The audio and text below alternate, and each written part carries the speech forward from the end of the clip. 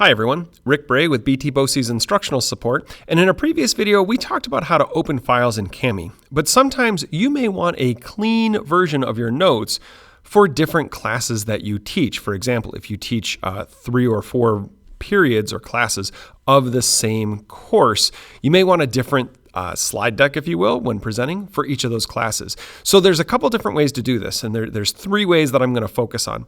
The first, which might be the easiest, is if you have the paid version and you're using Microsoft files.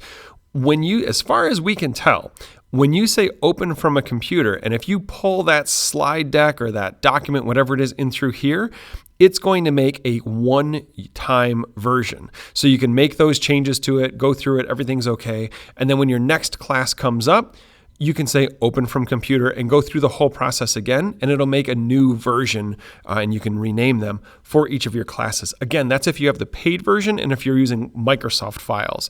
If you have the paid or free version and you're using Google, you saw when we called up a slide presentation, it saved those annotations from when I imported it. So a workaround, first, if you have the paid version of Kami and you're pulling from Google Drive, here's what we suggest. Say open from Google Drive, find your presentation, open it. I'll just open the one that we've been going with here. Open it. And now in the naming area at the top of the screen, once it finishes loading, before I do that, I'm going to click, there's a save icon that appears. There it is right here. I'm going to say save, create my own copy. Now here's what I want to point out. If you notice in the title, right now it's called Pre-Session Trivia. When I say create my own copy, it's going to do some work and it's going to rename that file within Kami to my name, Pre-Session Trivia. And instead, if I wanted, I could call this like period 1, right? And now I have a file for period 1 and I can annotate all over it. And when I go through that process and pull from Google Drive, it would be a clean version for period 2. And if I look at, for example, right, if we go back to Kami and I said, pull from Google, sign in, open from Google Drive, I open up the slide deck again, and say make a copy and name it period 2, right?